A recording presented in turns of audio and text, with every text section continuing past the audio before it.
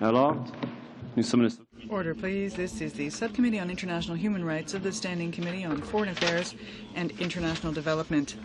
This is our 14th meeting. There's an incredible echo in here. Is everybody else picking that up? Yeah. Maybe we could ask our sound person to look into that. We have with us today as our guest Patrick Clausen. I'm hoping, Mr. Clausen, that the acoustics are only a problem on my microphone and not yours. But I'm sure that regardless of the volume of the sound when you start, your remarks will be very informative to the committee. Once you've completed making your remarks, we'll then turn to questions. Typically, we have a round of 7-minute questions, one from each party, followed by a second round of 5-minute questions, one each from the Liberals and Conservatives, and that uses up our time. But all of this is very much directed by yourself and what you have to say in your presentation, so please feel free to go ahead. Thank you very much for inviting me today. As a shameless self-promoter, I brought along some publications from our institute which are available here.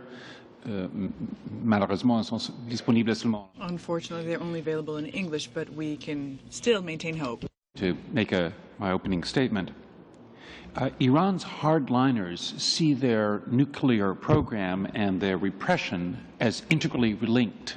Both are ways to combat what they see as Western arrogance seeking to overthrow the Islamic Republic. For this reason, the West should tie its concern about Iran's nuclear standoff with the world community to an insistence that Iran respect the human rights treaties it has signed. Why is Iran being so unwilling to compromise about its nuclear activities? To answer that question requires understanding the mind of Supreme Leader Ali Khamenei, the main decision-maker in Iran.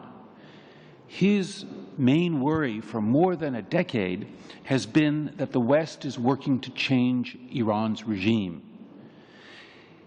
His concern is not an invasion, not a military invasion, but instead a Western-inspired velvet revolution.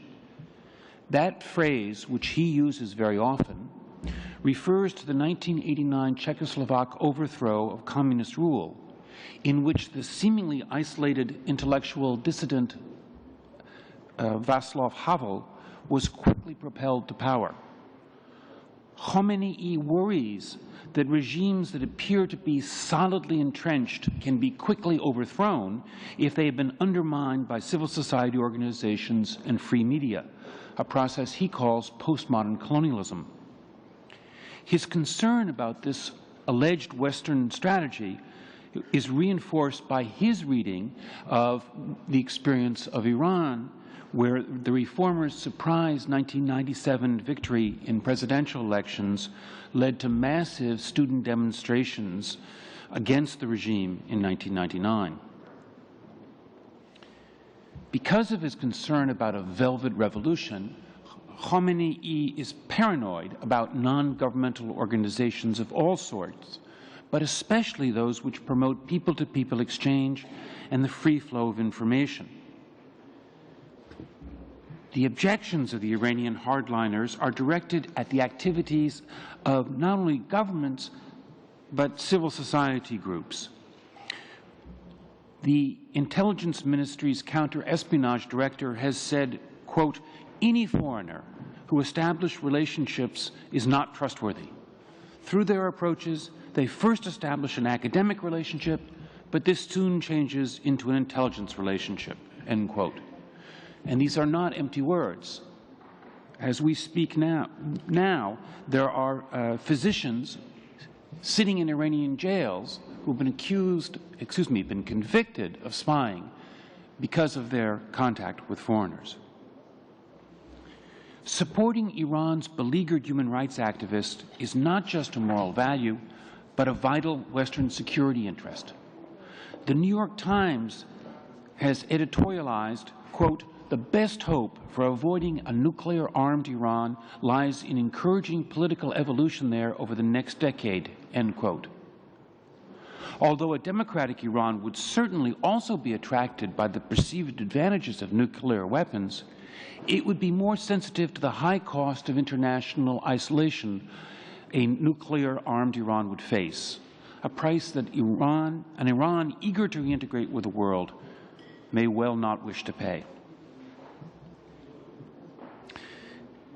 Mr. Chairman, the cause of reform in the entire Middle East would suffer a grave setback if the West were perceived to have abandoned Iran's beleaguered pro-democratic forces by making a deal with hardline autocrats to secure geostrategic interests.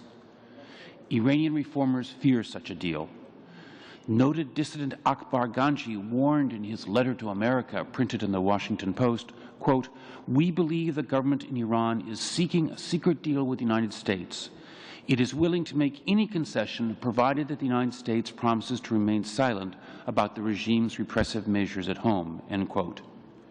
Iran's leaders appear convinced that their nuclear program will force the West to treat them with what they refer to as respect.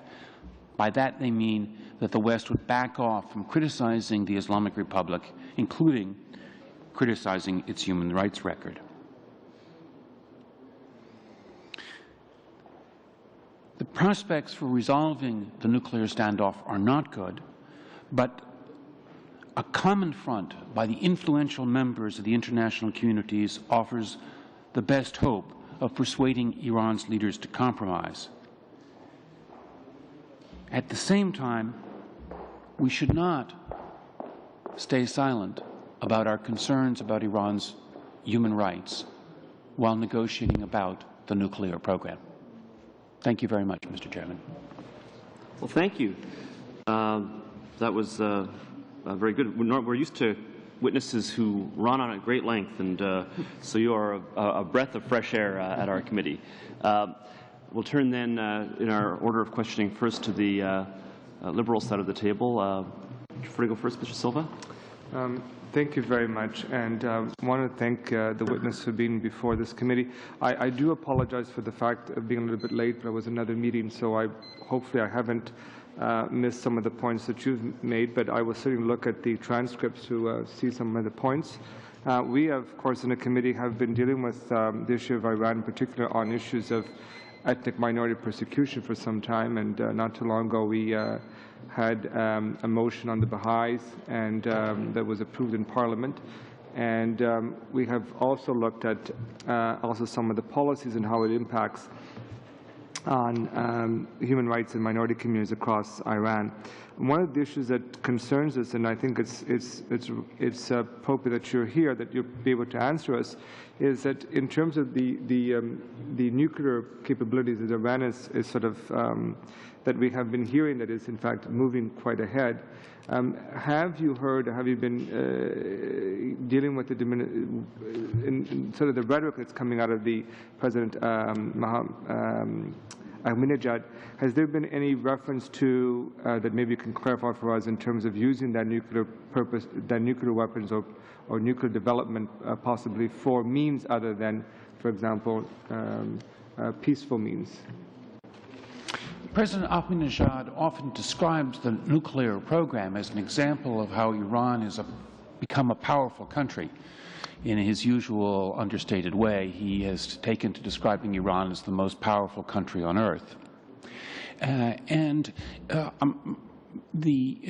his mind, the advances in the nuclear program show how Iran has the ability to do what it wishes, irrespective of complaints by outsiders. And so, therefore, the nuclear program has been very useful. Even when Iran does not have nuclear weapons, Iran can use this image that it's making advances on the nuclear front to argue that Iran's position should be listened to carefully, that the tide of history is with it, and that Iran has every right to voice whatever opinion it wishes in meetings such as that in Geneva the other day. And what role do you foresee that, for example, the International Atomic Energy could have in terms of monitoring and making sure that there was proper oversight. I mean, is there been any movement by the International Atomic Energy in terms of sending inspectors, for example, to take a look at what's happening? The International Atomic Energy Agency inspectors are a wonderful example of how important it is to work through the United Nations and its agencies to get people on the ground to investigate situations. In that, what they have been able to find when they were able to make inspections has been a treasure trove of information about Iran's nuclear program. That's much the same experience with the human rights inspectors sent to Iran, by the way. They found a great deal more information than we had otherwise. Unfortunately, Iran is cooperating less and less with the International Atomic Energy Agency. It now is probably not even fulfilling the absolute minimum requirements. There's a dispute between it and the International Atomic Energy Agency about whether or not Iran is fulfilling the absolute minimum requirements, and I do mean minimum, for these inspections.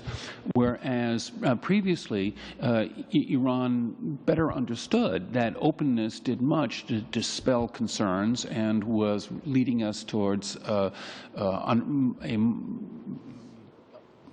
some confidence that we had a handle, we had an understanding of what Iran's program is like. Now there's a lot of concern that Iran may in fact be trying to hide some covert activities and develop some capabilities similar to what it did during the 18 years before in 2003, when it is now acknowledged that it was doing things that, covertly. And the Security Council has pronounced themselves as well on this issue, and have they in fact insisted on sending inspectors? The Security Council has 4 times adopted resolutions sanctioning Iran, and indeed Canada has been at the forefront of enforcing those, as the arrest last week of the gentleman in North York showed. And those UN sanctions have been targeted at the nuclear program and the missile program, and they have been quite effective at slowing down that program. Iran has encountered a number of bottlenecks to progress, and there are a number of cases where they've had to do workarounds that have slowed them down. Now, the Security Council sanctions have really been targeted at the nuclear and missile program, and they have not done very much about political sanctions designed to press the Iranian government to come back to the negotiating table. Now, given the fact that that we have heard many times the rhetoric from the president to, in fact, wipe Israel off the face of the earth, and given the fact that they're developing nuclear possibilities, that presents an incredible threat not just to Israel but to countries around the region. Has there been also another pronouncement by the Security Council in relation to basically that Iran is violating basically the peace and security and order of their neighbors? To gain a unanimity at the Security Council, the focus has been on the lack of confidence in the purely peaceful intentions of Iran's nuclear program. And by making that issue the centerpiece, it's been possible to get 4 resolutions adopted without a single country voting no. And that's included Libya twice voting to sanction Iran. But this has required keeping a very narrow focus of these resolutions. And so the constant refrain in the resolutions is that Iran needs to suspend its activities, not to stop them, but to suspend them, until Iran has reestablished confidence, international confidence, in the purely peaceful intentions of its program. The position of some governments, including a number of European governments, has been to announce publicly that they do not see how they can have confidence in Iran's purely peaceful intentions so long as Iran's leaders continue to threaten the existence of another United Nations member. But that has certainly not been in Security Council resolutions. However, I would think that that's a very useful formulation to say that to meet this condition which the Security Council set down about establishing confidence in the purely peaceful intentions will require that Iran clarify its what the meaning of its statement by its president threatening another United Nations member. You've still got time, Mr. Okay. Well, thank you.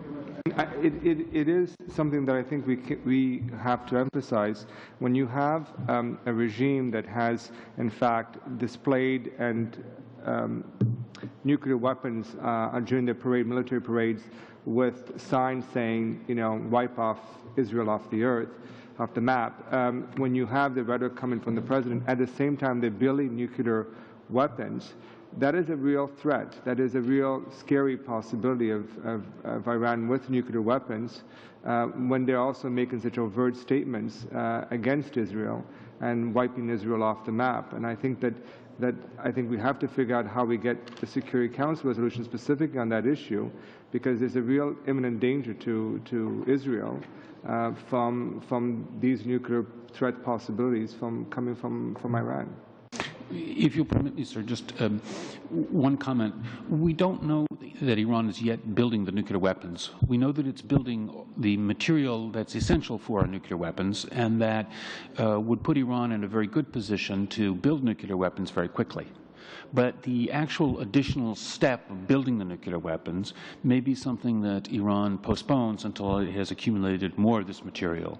And I'm sorry to be such a stickler for words on this one, but after the experience with Iraq, there are many, unfortunately, around the world who think that we exaggerate, and so I think it's very much to our advantage to understate things. And also, if I may make another comment, I personally worry more not about the hateful statements that Iran makes about wiping Israel off the map. I worry more about the hundreds of millions of dollars that Iran is spending to arm, train, and finance those organizations that are fighting to do exactly that, such as Hamas.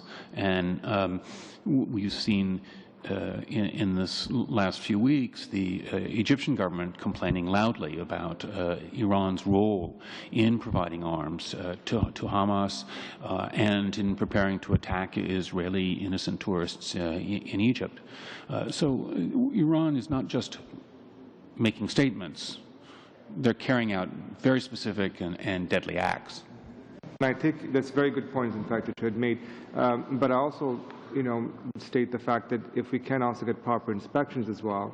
I mean, if you remember that when there was inspections, for example, for Iraq, there was a clear pronouncement as well that they didn't think they were weapons of mass destruction. So the report was actually quite accurate, as we know now.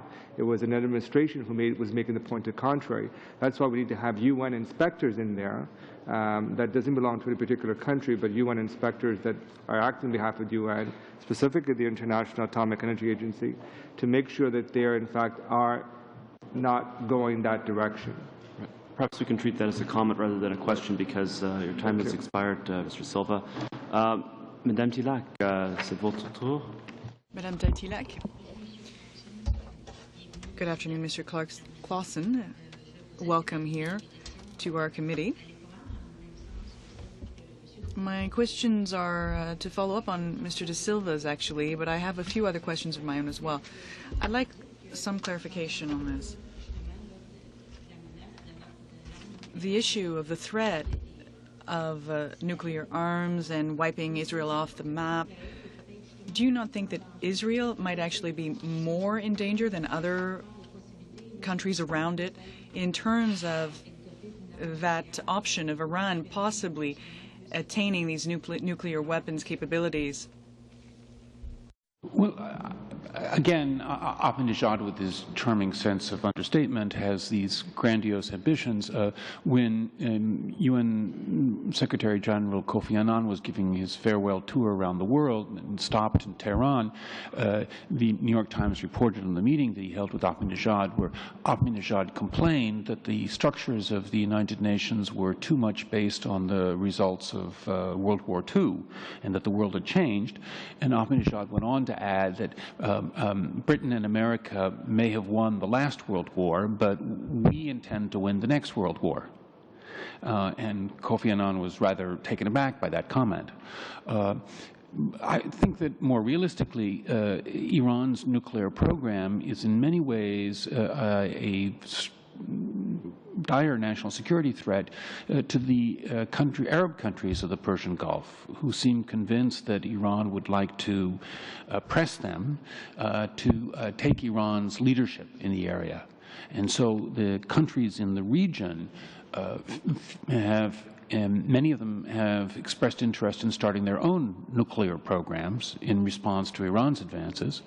And I'm sorry to report that the countries in the region have ordered more than $100 billion worth of arms in the last 3 years in what is a very destabilizing and disturbing arms race, which is not good for all of us, given that that's an area where so much of the world's oil is found. So though Iran's threats to its neighbors are quite realistic, Iran's world ambitions are exaggerated. Okay. Okay. All right. I also wanted to know, at this point, this structure is in place, and these positions are already quite well defended by the current regime. But what would happen if there was to be a new president elected in June? Would it be very similar to what we have in terms of the announced nuclear program, or would there be major changes to that program? The supreme leader is the man who really decides about questions of foreign affairs. When an agreement was reached, for instance, in 2003 to suspend Iran's nuclear activities, the Iranian president at the time was not even informed about this agreement. It was signed by the representative of the supreme leader. So the election of a new president is important primarily as an indication of which direction the supreme leader would like things to go. The supreme leader has much influence over how the election takes place. He has much influence over the results, the widespread allegations of considerable fraud. But even setting that aside, the supreme leader really dictates what kind of coverage there is in the newspapers and especially the television, and that means that he really dictates the results. So among the 3 announced candidates besides the current president, I would say that at least 2 of those candidates have indicated that they think that Ahmadinejad's stance is way too provocative and aggressive, but they have not indicated yet if they would change the objective. They would change the tone. But perhaps we should welcome the small step of changing the tone. At this point, we are aware of the fact that the United States is showing significant leadership in terms of nuclear energy in Iran. Since the election of President Obama in the United States, the new administration, would you say that the situation is similar in terms of its views to what the Bush administration was suggesting at the time? Was not prepared to offer Iran much in the way of incentives, even if Iran cooperated with the international community. And that was a problem, because we want to make the choices for Iran very stark between the incentives it would get if it cooperated and the problems it would face if it did not cooperate. The Iranians felt that Mr. Bush was too tied down in Iraq to do anything negative to Iran, and they felt that Mr. Bush would not do anything positive towards Iran. So they didn't see much reason to reach an agreement with the Bush administration. With the Obama administration, it's much more credible for the United States to be able to say that, yes, we will provide incentives to Iran if they cooperate. That has certainly been a factor. But so far, the bigger factor of change with the Obama administration is that the Obama administration has adopted a much more respectful tone and has adopted language which is much more, how shall I put it, going out of its way to show respect for Iran and its leaders. Many Iranian commentators had said that Bush's insulting tone was a very big problem in relations between the United States and Iran, and in fact, in a very big problem for Iran and overall in dealing with the nuclear issue. And if that analysis is correct, then this change in tone should help. Okay. Je vais avoir une dernière question. I have one final question. I wanted to know what would be, you referred to incentives and you also referred to sanctions. I was wondering what would be the best incentives for Iran and what would be the best sanctions that could be brought by the international community? Well, we need to have more leverage with the Iranians, and one of the best ways to get leverage, frankly, is political unity among in the international community. And so when Canada makes this tremendous effort at the General Assembly at the United Nations to get the resolutions condemning Iran's human rights practice approved, and that has a real impact that perhaps is as important as any of the economic sanctions that we adopt in influencing Iranian leaders. The economic sanctions that we can consider may have some impact on Iran, but I frankly think that a political stance of unity is likely to have more impact on Iran. All right. Thank you very much. We've used up time for that round. Mr. Marsden, please. I'll try to beat the fire alarm if I can. Yeah, hopefully that's that's just a dinner bell or something. And our debate hasn't even got heated today. I don't understand this. I was pleased to hear a number of your comments, especially when you talked about the exaggeration of the WMDs in Iraq and the understanding that the world now has that actually took place in the fashion it did. And when you spoke of Mr. Bush's tone, and it's easy to point a finger at Mr. Bush. I don't think I would have wanted to be in his shoes following 9/11, but I also don't think we would go the same route. I spent some time in the Middle East in '79, and saving face is a very crucial, important thing to the culture there. And I think that this move that the Obama administration is doing is offering that to some people. We've had testimony here before. I think the gentleman's name was Mr. Gordon, who was talking about that they've developed the point of having yellow cake in their weapon, well, we don't know it's a weapons program, but certainly the fear is there. But your comments about the nuclear program kind of made me wonder if it's an effort in a way to provoke that secret deal that you were saying people feared. That the capacity isn't there yet to deliver nuclear weapons. It's not even clear that the capacity is there to complete the construction of nuclear weapons, but he certainly is waving that as a flag, as a threat continuously, and using his rhetoric on the world stage. And I can't help but to have the word megalomania come to mind. I never thought I'd say this, but it might be very good that there is a supreme leader in behind this man, because I think the potential is there for him to be reined in at some point if a deal is made. What do you think is the possibility of some kind of a deal actually being formulated at this point? Unfortunately, so far, we haven't heard any indications from the Iranian side of what it is they would want in return for a deal. So we are, in fact, further behind with Iran than we are with North Korea, because the North Koreans at least say that if you provide us this, this, this, and this, we can have a deal. Now, the North Korean list seems to be ever-growing, and there's lots of problems in negotiations with them, but at least the North Koreans say, we can do a deal if you'll give us enough. If you can make things sufficiently attractive, we'll do a deal. With Iran, we haven't heard that, and that's very discouraging. And it reflects the extraordinary confidence that Iranian leaders have had in recent years that their country's geostrategic situation is so good that they don't need to think about a compromise.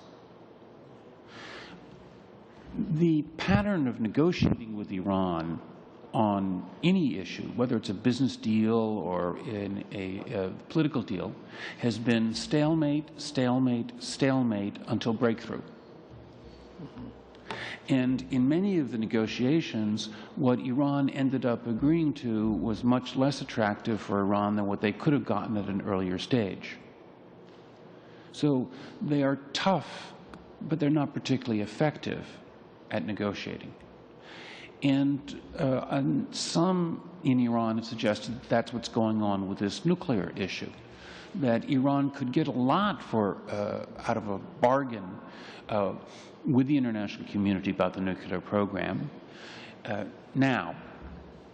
But if Iran drags on the discussions for a long, long time, the world may decide that Iran is just really such a difficult partner country that we're prepared to offer them less. One of the things that came to mind in your comments about the billions of dollars going into arms in the Middle East, one question would be, how do you see that distributed across the Middle East? What countries? There was an 8-year war between Iraq and Iran. And so right now, because there's the non-believers occupying Iraq from the perspective of the Muslim world, they're kind of a brotherhood for the moment. But once the Americans do leave Iraq, what's the potential for Iran to resume hostilities towards Iraq? The Iraqi military and Iraqi government is being very insistent in the negotiations with the United States that it wishes to purchase 96 F-16 fighter planes, and it's already purchased 120 M1A1 tanks and been given 20 more, and it wants to buy another 120. Now, 240 tanks and 96 aircraft is more than you need to defeat al-Qaeda in Iraq. And some Iraqi officials are on the record as saying that the principal purpose of these armaments are to defend Iraq's borders. This is a good example, to my mind, of how Iran's nuclear program only creates suspicions in the region and leaves Iran's security worse off. We should remind ourselves that the reason that most countries do not pursue nuclear weapons is not because they're pacifist at heart, but because they do not want to start arms races. And Iran seems to have forgotten that lesson.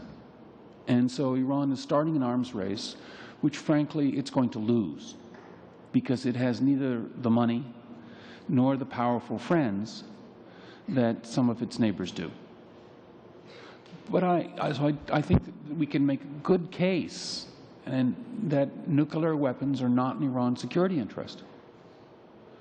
And these arms purchases in the Middle East that I spoke about are overwhelmingly for systems which seem well suited for dealing with a threat from Iran, or well suited for responding to Iranian provocation, but not well suited to other defense needs. Well, the thing you'll get with an F-16, though, is you've got a fair range to that particular weapon. But I don't see, I think I follow to the same conclusion that they are focused very much on Iran at this point.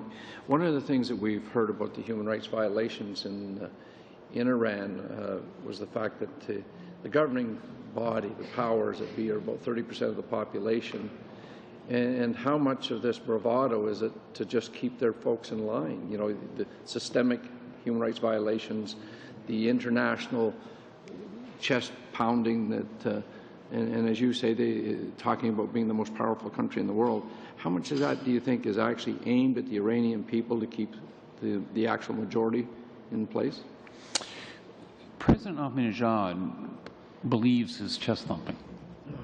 I don't think that Supreme Leader Khomeini does, because Supreme Leader Khamenei's great concern about cultural invasion, about a velvet revolution, suggests that he thinks that his regime is in fact in danger, that the people don't support it. And I think the Supreme Leader greatly exaggerates the extent to which the regime is in danger. But this is a man who throws in jail reporters. In the case of Canadian Iranian reporters, kills them. So far that hasn't happened to American Iranians, but there are lots of them that have been thrown in jail. Because this regime is so paranoid about their activities and thinks that it could bring about an overthrow. So it would seem to me that Khamenei's concern is how to use the nuclear program to force the West to back off, and to force the West not to provide support for non-governmental organizations. And I say the West advisedly because in my prepared remarks that I submitted, I gave a quote from an Iranian Revolutionary Guard Corps statement this last week, which was holding forth about the grave dangers to Iran from the Dutch. Just the first time I'd heard the Dutch described as a great world power in some centuries. Or a threat. We're out of time, unfortunately. You're right, that seems like an appropriate comment for, say, 1650 AD or something like that. Is it, Mr. Sweet, are you doing the next round? All right. Sure. Thank you very much, Mr. Chairman, and thank you, Mr. Clausen. I did a little research on your institute. Congratulations on the good work you've been doing for 24 years and your expansion into Mid-East studies. And so I'm glad that you're here with the level of expertise that you have. I would like to pick up on some of Mr. Marston's questioning in regards to the resources that Iran has right now. In your research, do you feel that this regime is now beginning to hit the wall as far as resources because of the nature of the way that they lead, the lack of economic development, the overstretching of the resources in the nuclear program, and of course, Mr. Marston mentioned the protracted war previous, and of course, I don't think it's any secret of their involvement in a destabilization of Iraq after the Americans entered there. In fact, I'm curious even for your thoughts on why that has diminished as well. Is that in respect to the fact that their resources are diminishing? The current Iranian government is racing towards the wall with its foot on the accelerator. There has been no adjustment whatsoever in government spending since the price of oil came down and since the global financial crisis hit late last year. As a result, Iran is racing through its foreign exchange reserves. I don't see any change in policy until well after the next presidential election in June 12th. And the record of what happened when Iran ran into serious economic difficulties in the early 1980s and mid-1990s is that in both cases, it was only after Iran was completely out of money that they made the slightest changes in economic policy and then had to make dramatic changes in their policies. It looks likely that that will once again be what we see. So in some ways, we're in a race for time. If we can, through UN sanctions and other actions, slow down Iran's nuclear program, then Iran is going to run out of financial reserves, not have enough income to finance the extraordinarily inefficient government spending that's going on at the moment. And that would be an excellent moment for saying to the Iranians that Iran's geostrategic situation is not so strong, and they would do well to compromise with the outside world. So for lack of better words, you would see the situation right now with the chest thumping that you mentioned as similar to the Cold War or the position that Russia was trying to put itself in before the wall fell, and we found out that, in fact, the chest thumping was really very much a hollow regime. I'm not an expert on Russia at that time, but I would just simply say that at the moment what we have in Iran is a small group, including the president, who really sincerely believe that the tide of history is with them, and that, and then a much larger group of people who say, actually, we're a mid-sized country, and we've got some very big problems coming up. And if every indication from the election campaign is that ordinary Iranians are already quite unhappy about the economic situation, and if we add to this dramatic cutbacks in government spending and much higher taxation, there's going to be some very unhappy people in Iran, and I suspect that even more of the politicians will be focusing on the domestic concerns and saying that foreign policy has to take a back seat compared to that. That's very much the position of one of the candidates in the presidential election, the former Speaker of Parliament. He doesn't really care that much about foreign policy, and while we may not like his he may not have good foreign policy views, his concern is domestic policy, and that gives us something to work with. Yeah. With the hundreds that are on death row all the time and the amount of human rights violations, along with the economic situation, I'm hoping it's only a matter of time before there's a significant pushback by the common citizen of Iran. I guess there's two things. I hope I can get them in, but I'll ask you the most important right now. You had mentioned there was a number that you had mentioned of arms exports from Iran. Could you tell me that dollar figure again? Was it an import or an export number around arms purchases? Well, I said in the Middle East there's been purchases of $100 billion of weapons in the last 3 years, which seem to be well designed for dealing with Iran. Iran has been accused by the United States and Israel of providing several $100 million a year to Hamas and Hezbollah. And we have powerful supporting evidence on this from the Egyptian government in the last 2 weeks, which intercepted a number of Hezbollah operatives who were bringing arms and money into to Hamas, and indeed Hezbollah has confirmed that that's what they were doing. And given the magnitudes involved, what the Egyptians have discovered, those Israeli and American estimates look quite credible these days.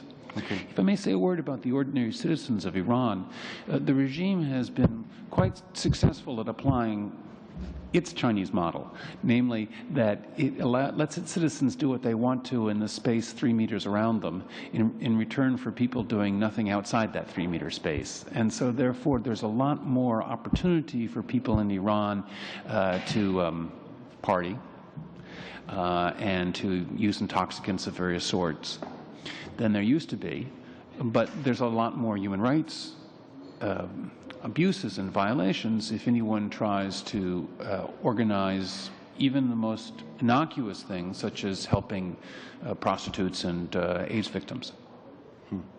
The arms purchases, are they primarily small arms?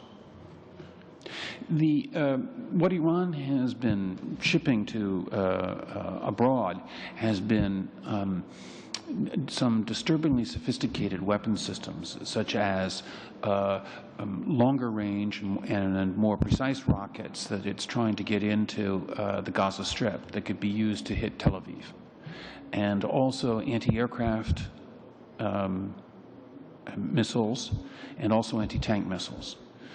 So there's disturbing indications that Iran is providing more things considerably more sophisticated than small arms to Hamas. And certainly with Hezbollah, Iran has been for quite some time providing much more sophisticated weaponry to Hezbollah, which has become a pretty impressive light infantry force. My final question for you, at least for now, I'm certain. You've talked about this Velvet Revolution and the Ali Khamenei's, abstract fear of this.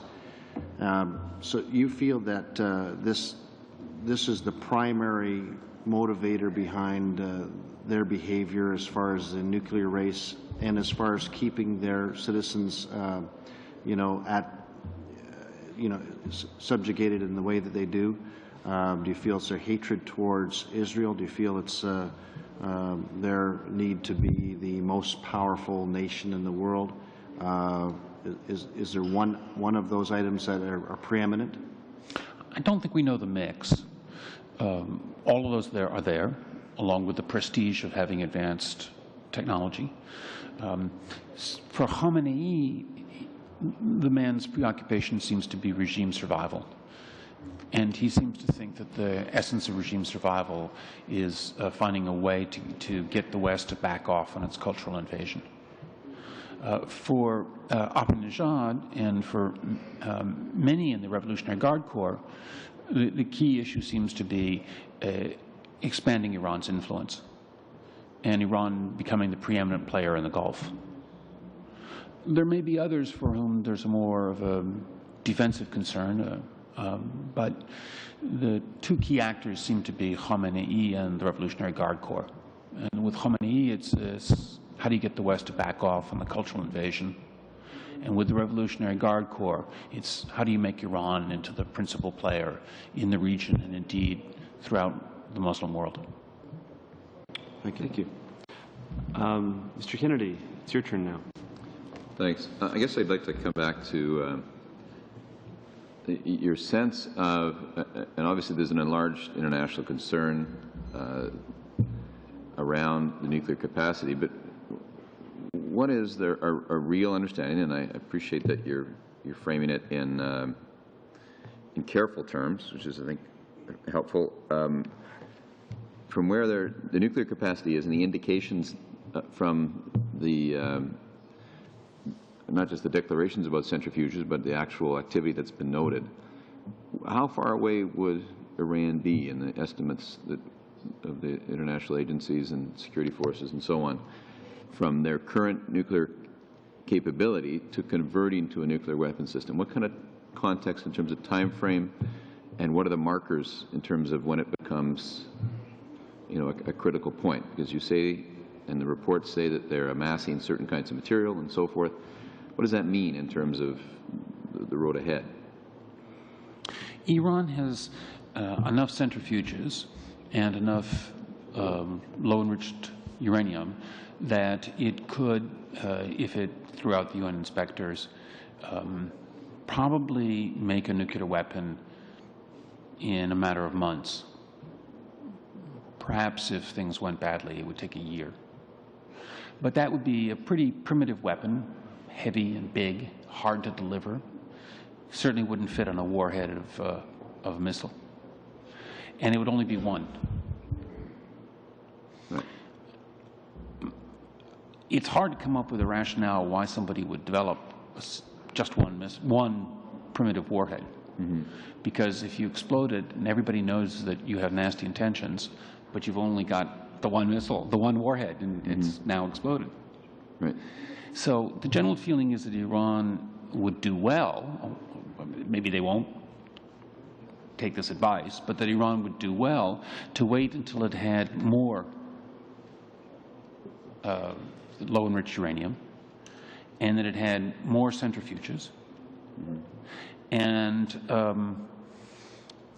that furthermore, it's also quite possible that what Iran might decide to do is take all this technology that it's been developing and develop a second covert system, smaller presumably, where it would develop the material for one bomb, which it could then have without the world community knowing about it. And then once it exploded that one bomb, it would have this big pile of material that we know about, this low-enriched uranium, that it could quickly convert into a number of additional bombs. However, there are real technical barriers that Iran has yet to overcome to figure out how to get to a warhead on a missile. They seem to be working on that. the one issue on which the IEA has been had the least success in getting any Iranian responses has been about the documentation for a project that Iran was working on about how to fit a warhead into a missile. Iran claims the documents are fake, but refuses to answer a whole lot of IEA questions about that project. So, in terms of other things that you could imagine, I mean, so you're putting forward different possible scenarios, and for, I guess, an embryonic program, you have to understand what they might do with it, tied to whatever strategic objectives they might have. Presumably, there's some relationship, both, and I want to come back to the whole hegemony of nuclear power and what that does to both domestic policy and what they want for themselves regionally. But you know, they believe that Israel has nuclear weapons. They want to be a regional counter to that. It doesn't make sense that they, if that was their policy, they would have to come up against a fairly sophisticated, I mean, just going back to the old Cold War kind of thinking, if you don't have the capacity, you're not serious. You can't be taken fully seriously. Now, the idea of a dirty bomb or something covert is a dangerous component. But I mean, and I heard you expressing before some doubt about their overall strategy. Why would they want to be? They don't. This isn't good for their security and so on. But I'm just trying to see, you know, where else might they be headed? Like, is there, and do they have the missile systems? What other parts of development would there be for them to have a sophisticated nuclear capacity of the kind that they allege that other countries have?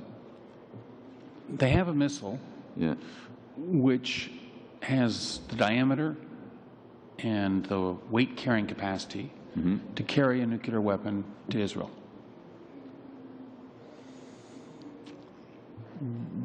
They appear to have a program to design a warhead that would fit in that missile. They have a program to produce large amounts of low-enriched uranium, which would give them the raw material to build more than dozens of bombs. I say more than dozens because conceivably even low hundreds of bombs. And it's hard to look at this without starting to worry that what they're planning to do is in fact to produce dozens and dozens of bombs with the characteristic that they could fit on those long-range missiles. Furthermore, they are testing even longer-range missiles. These multi-stage missiles that they're testing would have the range to reach into Eastern Europe. But what's more disturbing is that most countries that have learned how to build multi-stage missiles have been able to expand that upwards to the point where they could build an intercontinental ballistic missile. And the great technical hurdles that are in going to the multi-stage, not in how do you ramp up from there to an intercontinental ballistic missile. So the fact that Iran's putting so much effort into a multi-stage missile suggests that its ambition may in fact be to acquire intercontinental ballistic missiles. But we have no proof of that. Right. So, but I guess if I can bring you back to the idea of a time context for this, Iran is a nuclear threat of any description you're saying is fairly immediate. They have the ingredients. There isn't an easy strategy to understand unless there's a covert option. Iran's nuclear power is also of some kind with real threat capacity exists. When does that, sorry, two parts to this question. How much time does that take for them? In other words, how far away is the risk for that? And secondly, what would you say about, and I've said a little bit about, I know at different points, the international community's ability now and foreseeably, if Iran continues to be less cooperative, to know enough to anticipate where that will go. Sorry. Iran has acquired a lot of the capabilities that it would need to have an extraordinarily dangerous nuclear weapons system, including missile deliveries.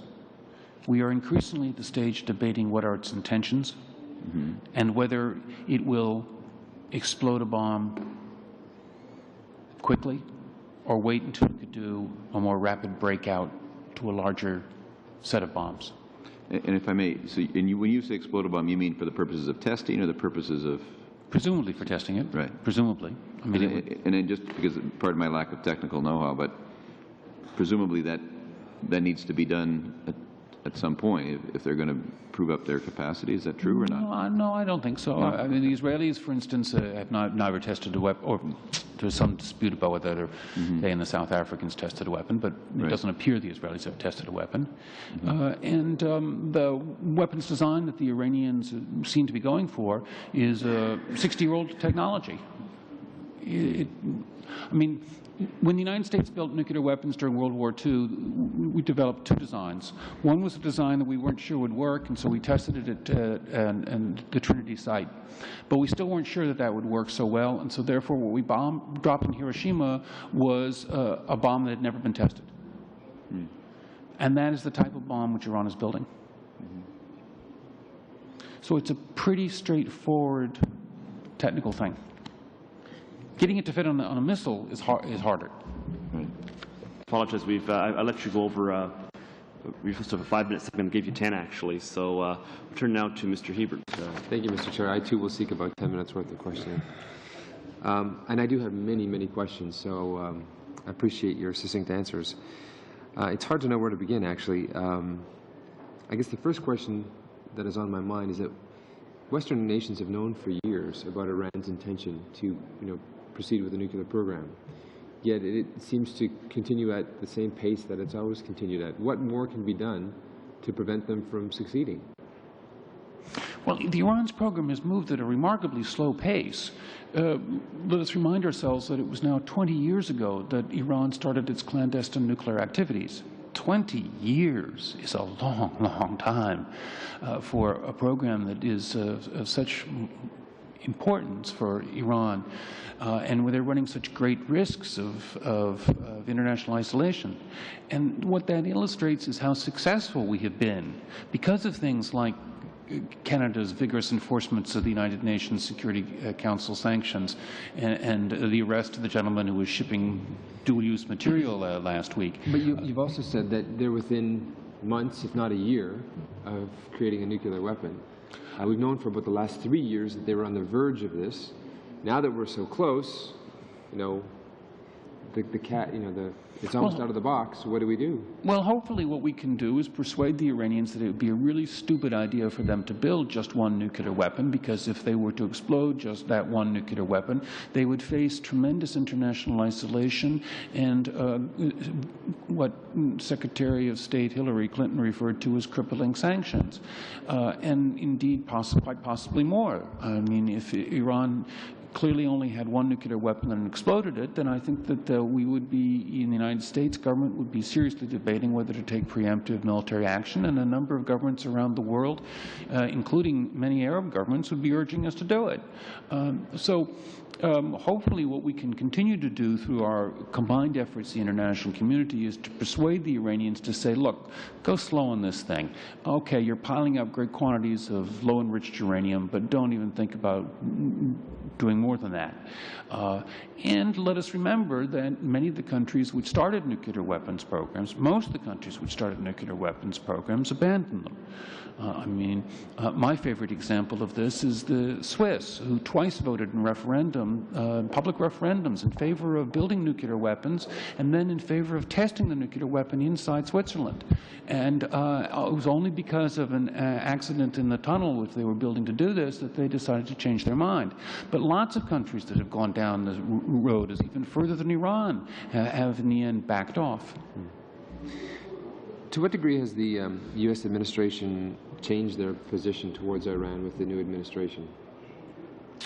Certainly a strong change in tone, and so far what we have seen is pretty much the same objectives.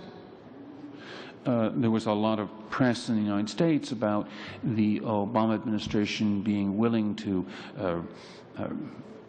participate in the negotiations with Iran without preconditions so that Iran first suspend its enrichment. Well, look, we crossed that route 3 years ago. I mean, for the last 3 years, Javier Solano of the European Commission has been holding talks with the Iranians about what would it take to get negotiations restarted, because the European governments had said they wouldn't hold negotiations until Iran suspended. So therefore, Solano is not allowed to hold negotiations. He's holding talks about what would it take to get negotiations restarted. Some people might think the distinction is relatively small. And what the Obama administration was saying is, look, let's stop pretending. We've in fact been negotiating with Iran for the last 3 years, and we should acknowledge that. But so far, that's the only indication of a change in objective, or even that's, I could say, is a change in approach rather than a change in objective by the Obama administration. Okay. You said in your earlier answer to a question that Iran does not have the money or the friends. I was led to believe that Russia was somewhat of a friend to Iran. Can you elaborate on the connection between Iran and Russia? There's certainly no love lost on either side between the peoples of the two countries. They don't like each other. By contrast, Iranians like Americans and Americans like Iranians. On the government side, the Russian government has not seen the Iranian nuclear program as a urgent issue, and has argued repeatedly in the meetings of the P5+1, the 5 permanent members of the Security Council plus Germany, who've been meeting regularly about this matter. Russia has repeatedly argued that the Iranians are further behind than other countries think, and that we have more time to deal with this, and that we should be patient. That at the end of the day, the Iranians will come around, but we have to be patient and tolerant. And one gets the distinct impression that this is not an issue that's high on the Russian agenda. Okay. And that certainly Russia sees no particular reason to be cooperative to Europe and the United States at a time when Europe and the United States have been unhelpful as far as Russia is concerned about issues like Georgia. Right. Indeed, the only way we ever got the first Security Council resolution about Iran through the Security Council was by agreeing to keep our mouths shut about some developments in Georgia at the time. Mm-hmm. You mentioned that Iran's having a presidential election in June, and that 2 of the 3 candidates were slight moderates from the current president. Are there any truly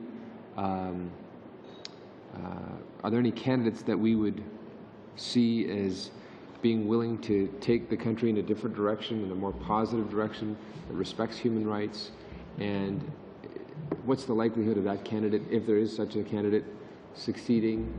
And in addition to that, will the election be free and fair in the first place? If there were a candidate who were interested in taking an entirely different position on human rights, he would certainly not be allowed to run.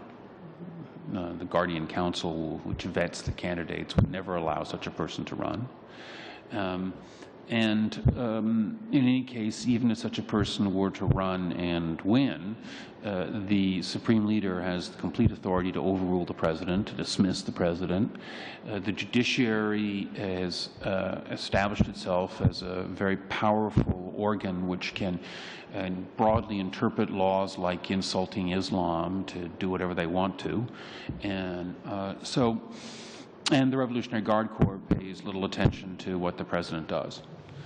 So the scope for reform within the framework of the existing system is depressingly small. And that is one reason why a great many Iranians are interested only in the 3-meter circle around them.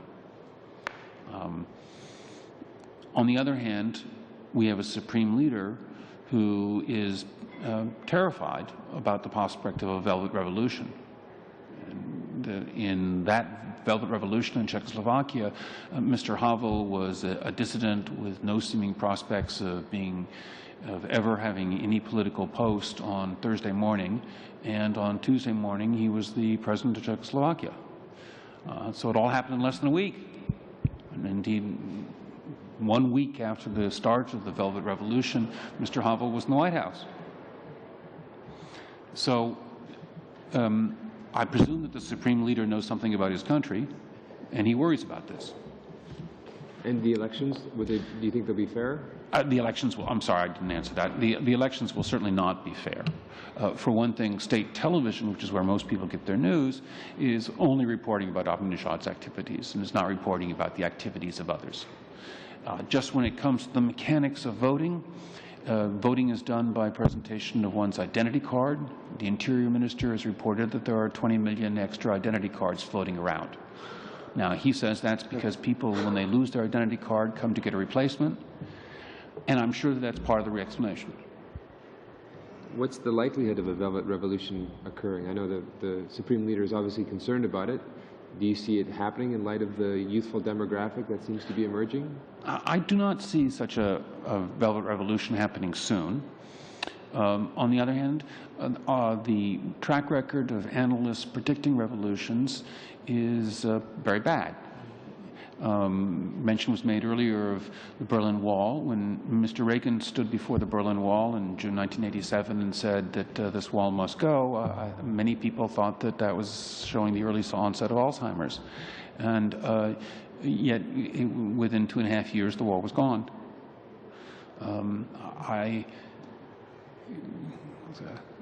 U.S. government group that looked at the question of the track record of analysts predicting revolutions successfully and concluded that in the last 200 years, country experts had been inaccurate on every single case.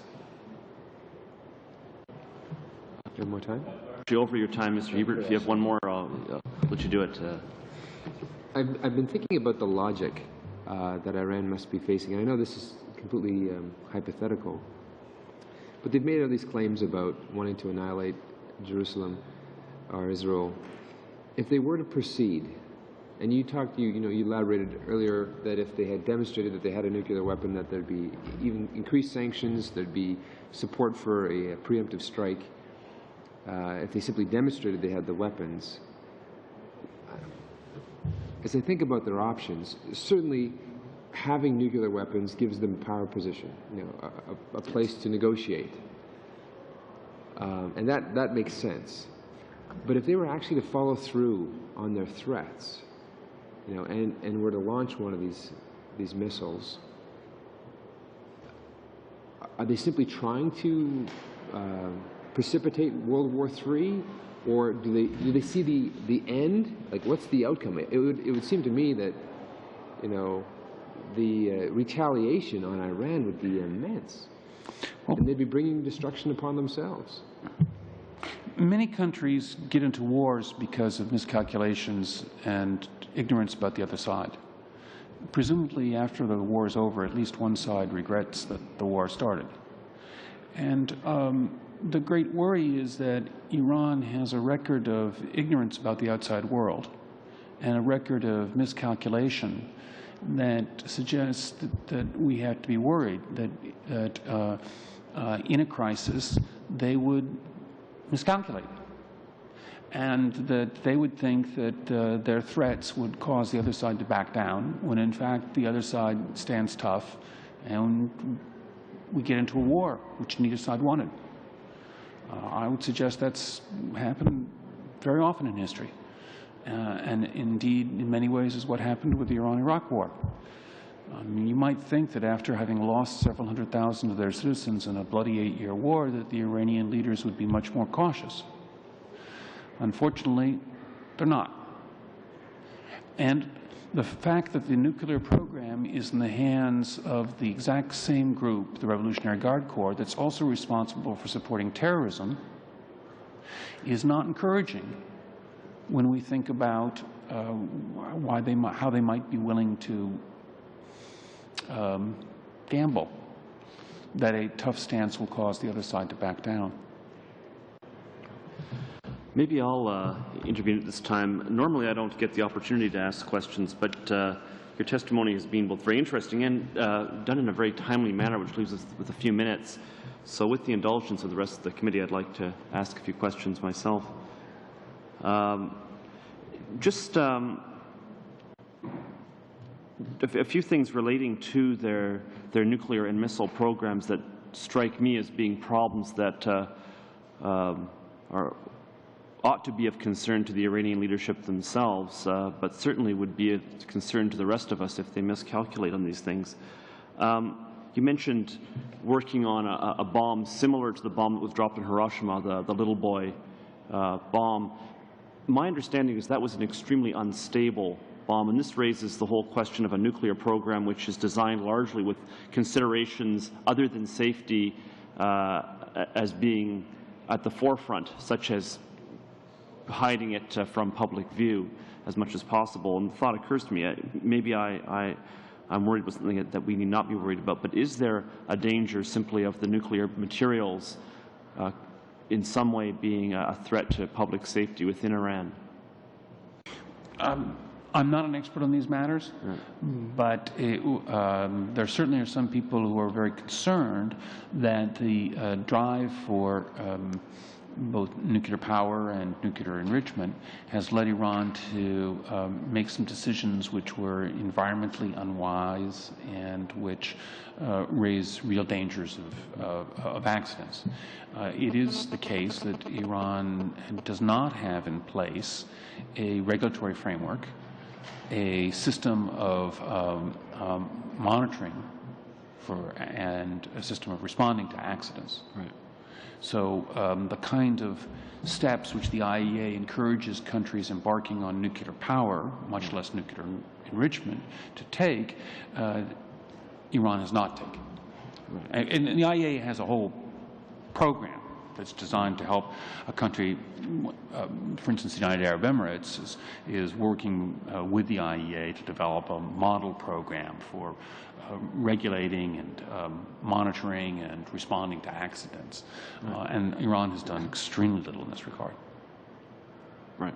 Okay. Second question I have, there exists already a missile system that has the capacity to carry a non-existent but potentially existent nuclear warhead to Tel Aviv.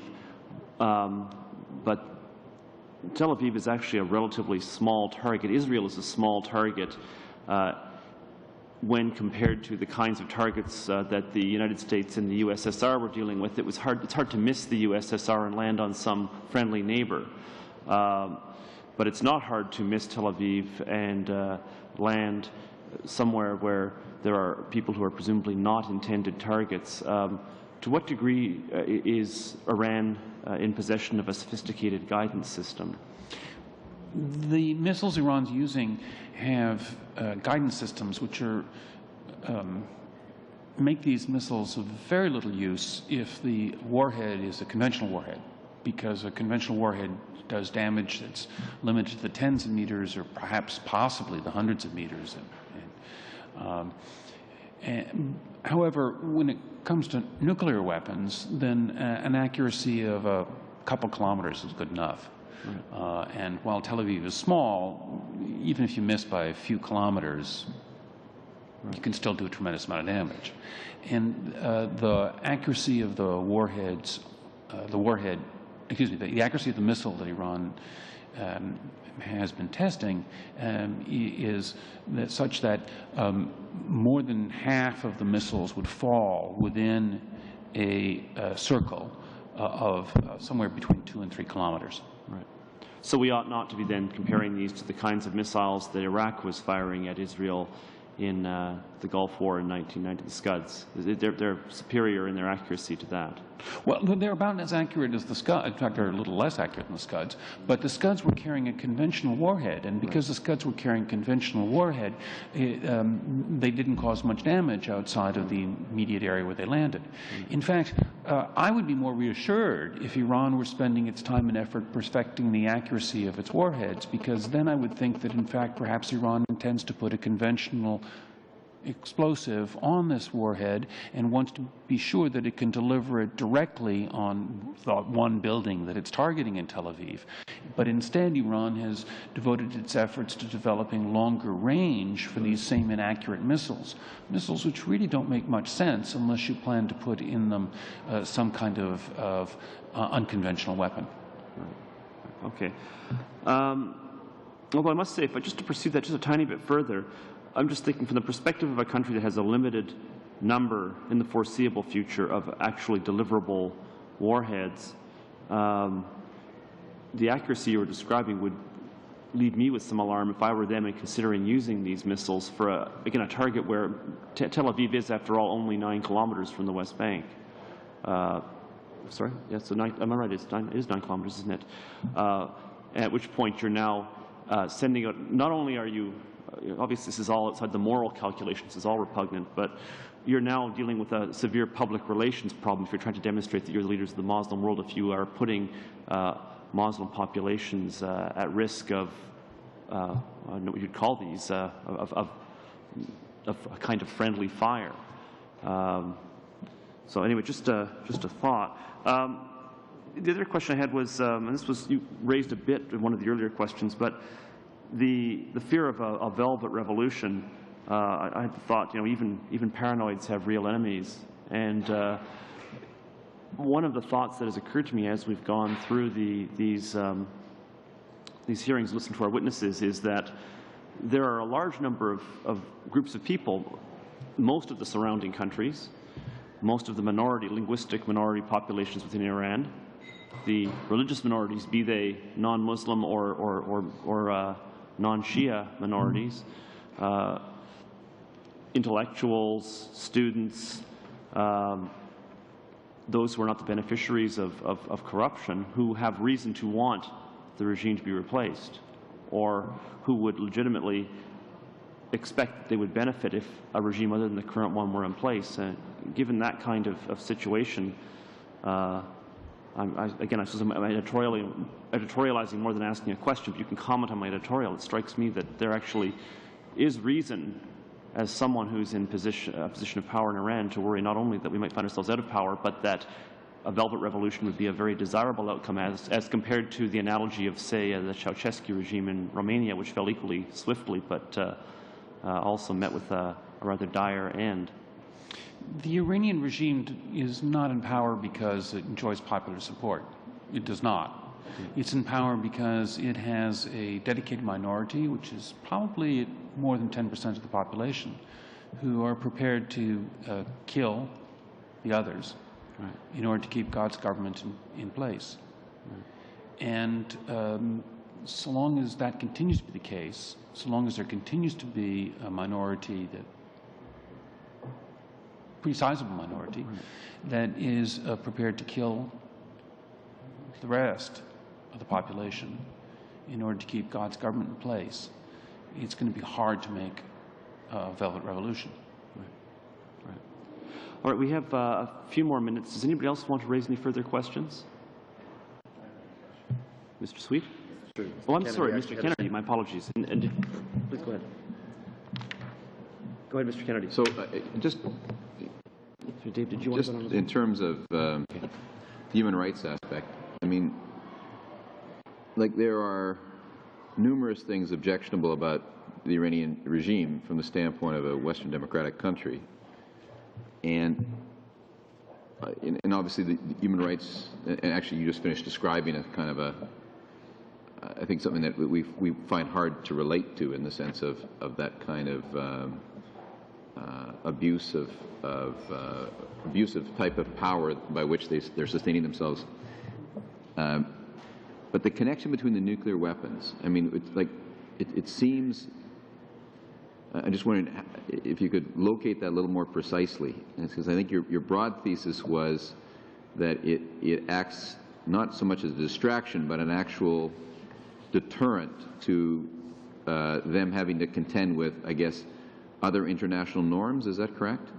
That they hope it will draw people away, or you actually believe it has that effect of drawing people away from some of the things they might otherwise have to contend with that could lead to, whether it's a velvet revolution or some other kind of disturbance, that very rigid kind of control that they've elected to follow in the last, well, in the current regime. I mean, for a while you could realistically talk about some reformist trends. I don't know that you can now. So that's the main thing I'd like to ask. I guess if we have a minute after that is your response to Mr. Reid in terms of the blunt thing. Is there any prospect of something else arising from what we know are factors in place? But I really wanted to just try and get directly at your thesis of how nuclear weapons and the status of human rights. In other words, if Iran was persuaded to drop the nuclear weapons program, how would that benefit all these other outstanding problems? The Iranian dissidents and human rights activists are firmly convinced that the nuclear program is an essential part of the regime's survival strategy. So Nobel Peace Prize winner Shirin Ebadi co-authored an article whose title was "Link Human Rights to Iran's Nuclear Ambitions." Mm-hmm. And the main theme of the article was that the regime sees these nuclear ambitions as the best way to get the international community to back off on the things that the regime really worries about, which is reporters, such as all of these reporters they've thrown in jail or in Ms. Kazemi's case killed, and also people-to-people exchanges. I mean, it's very discouraging to think that this is a regime which sees the free flow of information and the exchange of people-to-people contacts as a vital threat to it. I mean, it's so foreign to our way of looking at this matter, where we see those as things that can help build confidence and trust among people.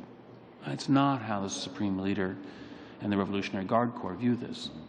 And they're firmly convinced that there's a grand Western plot to overthrow them. I mean, when an American academic, Hala Esfandiari, was in jail, and a 67-year-old grandmother, and 22 governments around the world demarched the Iranians asking for her release, and the Iranian television put on a show in which they explained that George Soros and George Bush meet each week to coordinate their activities promoting a velvet revolution inside Iran.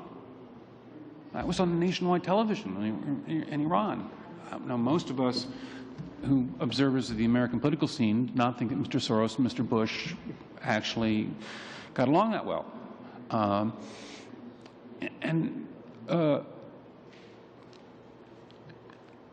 The Iranian dissidents are firmly convinced that this nuclear program is designed for regime security and not for national security. So we've only got time for one more. We've only got time for one more question before our time expires, and Mr. Sweet actually gave his time to yourself. So, Mr. Sweet, you mentioned the Iranian model, a la the Chinese model, and thought that was quite good. But one of the things that I'm under the understanding of is that unlike China, Iran has not been able to get control of its electronic media. Am I correct? Or correct. Have they actually developed a sophistication as far as monitoring their media, limiting their media more than what I'm knowledgeable of? The Iranian government puts some considerable effort into monitoring internet and other media outlets. But it also long ago decided that it's advantageous for the regime to allow intellectuals to say whatever they want to in journals that nobody reads. And so, therefore, the Iranian regime concentrates on state-run television and other mass media, while leaving alone literary journals and obscure artistic presentations and movies and so on. So we in the West may be impressed that there are these remarkable pro-human rights, pro-democracy articles written in Iran. That's because nobody gets to read them.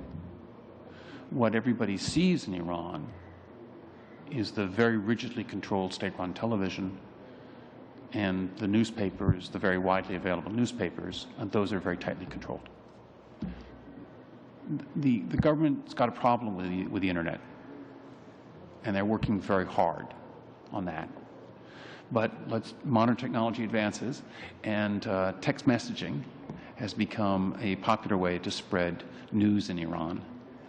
And the government now has to figure out how to do something about that. The intelligence minister announced last week that he has to have a big new program to control text messaging, but so far it hasn't really come into effect. Thankfully. Thank you.